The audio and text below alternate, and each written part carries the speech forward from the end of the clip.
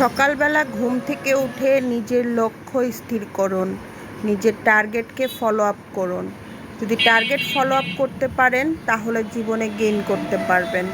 খুব সুন্দর টার্গেট নির্ধারণ করতে হলে আপনাকে রাতের একটা সুন্দর ঘুম দিতে হবে।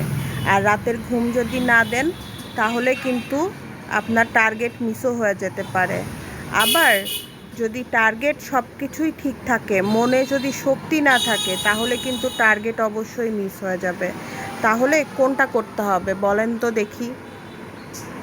কালকে রাতের বেলায় ভাবছিলাম একটা কিছু করব, ভাবতে ভাবতেই আবার ভাবলাম যে না করে আর কি হবে, কাজ করে তো পড়েই থাকবে। তারপরেও নিজের কাজ নিজেকেই করতে হবে, অন্য কেউ কি করে দিবে?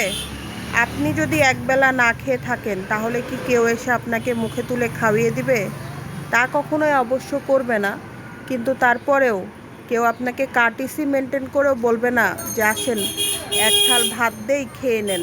বলবে কি? বলবে না।